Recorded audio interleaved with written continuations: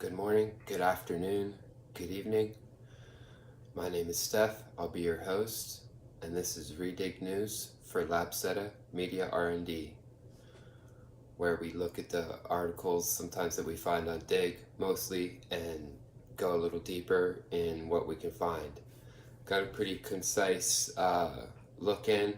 Wanted to dig in right away to a selection that we found, and I went ahead and Graceful Apology.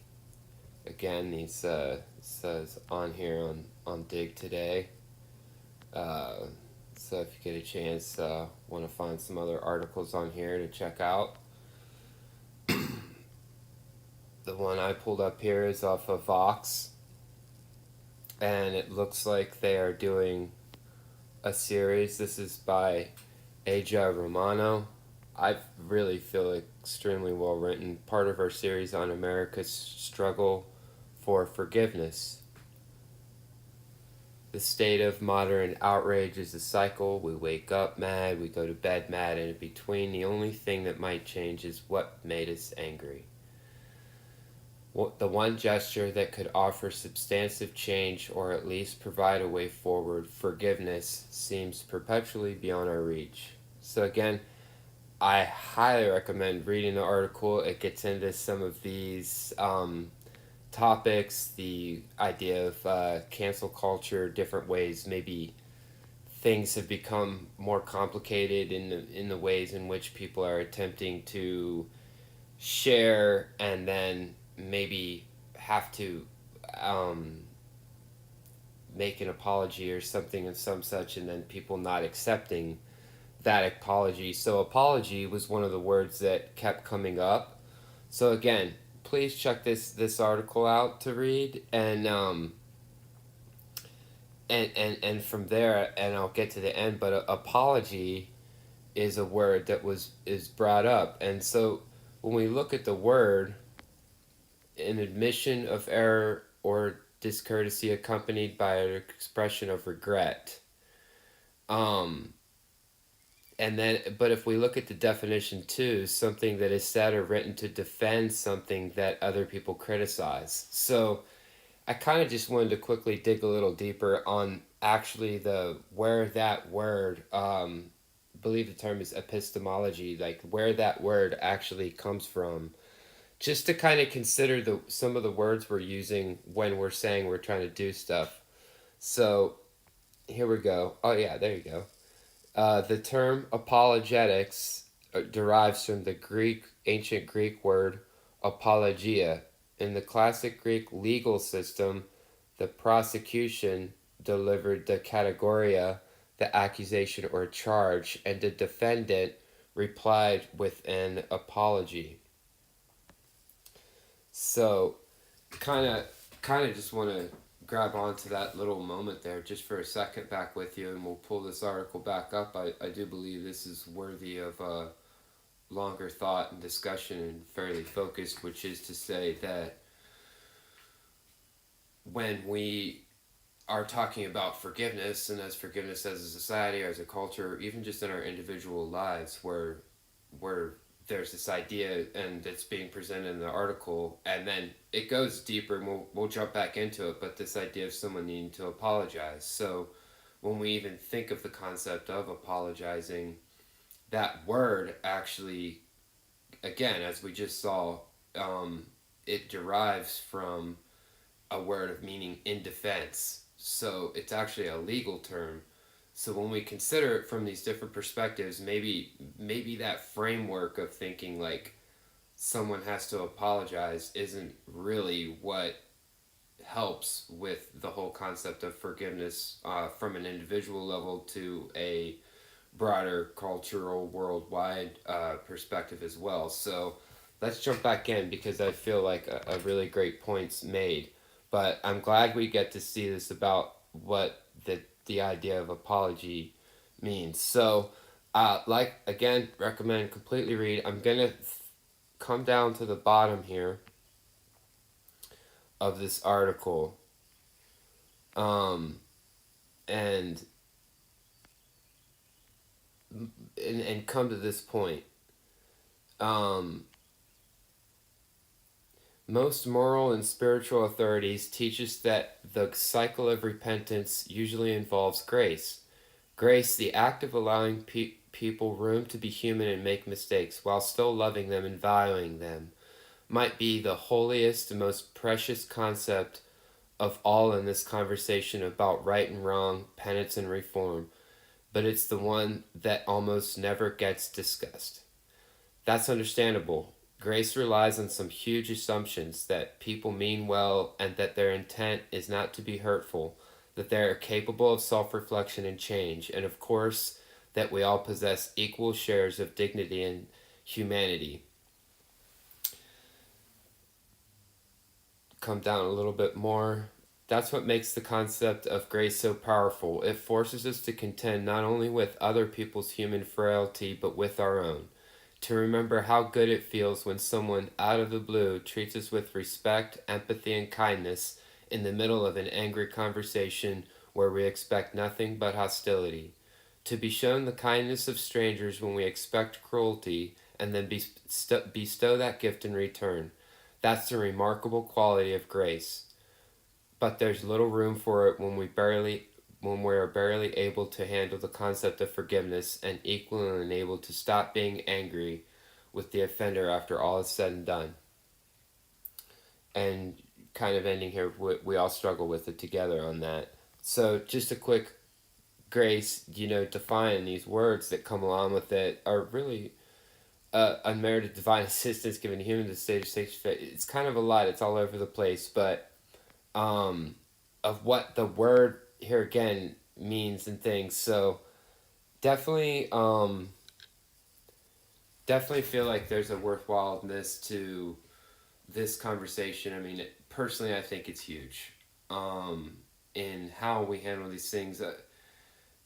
In our from when it comes to like our personal life, I think that's can be very difficult. Sometimes some of the wrongs that maybe we feel happened in our lives, it's not something where we can maybe be around those people anymore. But the idea of forgiving um, those situations, I believe, can be real and still be done and should be done because that's something that helps us in healing ourselves and not putting us in a place that's dark, especially if we're not even in communication in those situations. So when we think about we go into bigger, maybe more sultry, like our community, something happens, or something happens like here we got in our nation, or then we look worldwide, and then even in our organizations, some of our organizations maybe right now are contending with some of these issues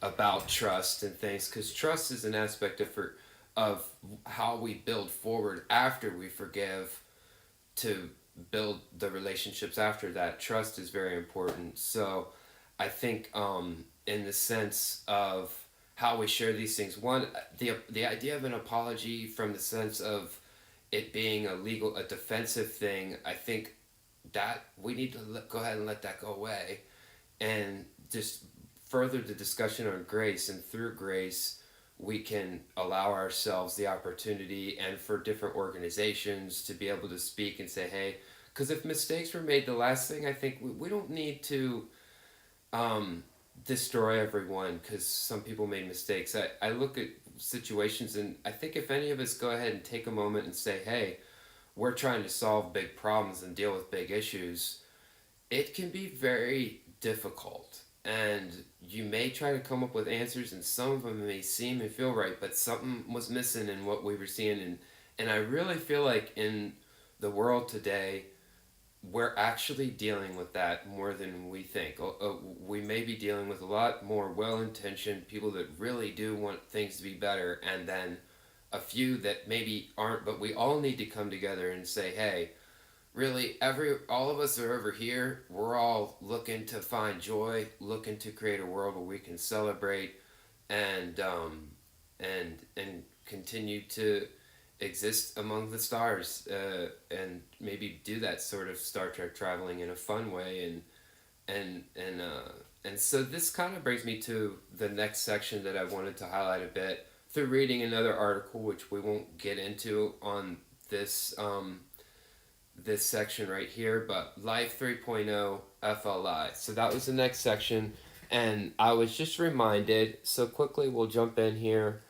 There was a book, Life 3.0, Being Human in the Age of Artificial Intelligence. It came out in 2017. It got a lot of press basically because of how it was written, and it provided some opportunities. The was written by Professor Mark Tegmark, kind of a futurist, and you could get into the ideas there. But I thought I had heard about them a while back, and I thought, you know what, let me go to their site and see what's going on with them these days, and kind of came on here and I saw, so you can check to some degree different, and this is another one, the lethal autonomous weapons, what's going on with that, AI safety research policy work. So you there's a lot of different things going on here. They're doing grants and different things. So I have to say, in the midst of all these really complicated conversations, I really think it's important to at least honor and look at situations and people that are putting things out there in public for free to look at or participate with no boundaries to it. You don't need a special subscription or anything to these things that we look at, and so I just feel like it's worth respecting. I saw this thing they're doing, world building contest. So let's go ahead and just listen in on that real quickly.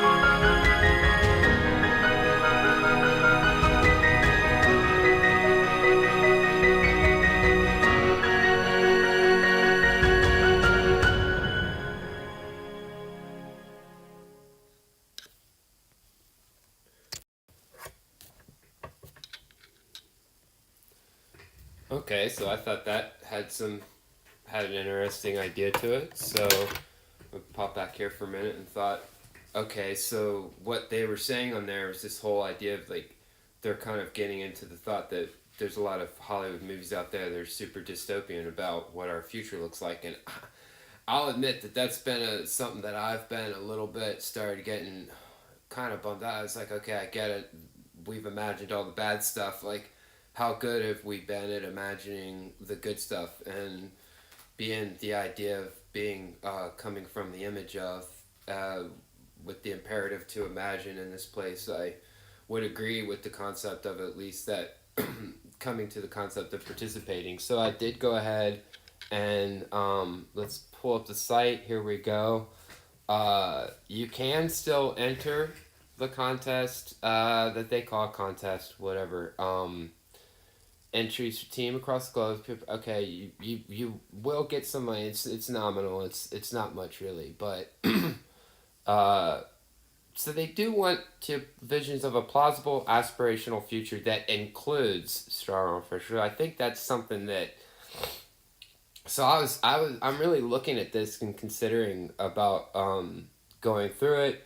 Uh, and if you do go check it out, be sure to check everything and read everything, because so these are the ground rules. You have to presume AGI has existed. So I think that that's another point that, but, and then they have you answer these different questions and stuff like that. So, at any rate, I thought that looked pretty interesting, and actually, you could.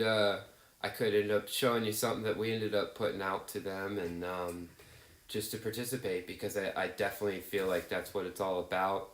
And seeing positive outcomes for things, attempting to think with others, and interpret how we can gather these thoughts together. So I really just had a fun moment today, kind of seeing this idea of forgiveness, and within the context of stuff we've been struggling with, and things that are real that people do need to hold account for, and then also how do we heal that, and bring people together, and that concept of grace, which is so powerful.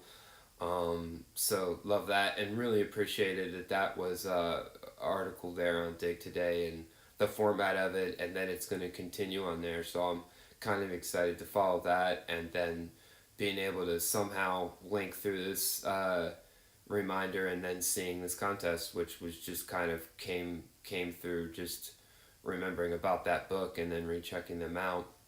So yeah, that was today's adventure, and I actually think I might have found a contest to enter. So hope all your day or evening or morning goes well, and I'm hoping mine does too. I will see you tomorrow.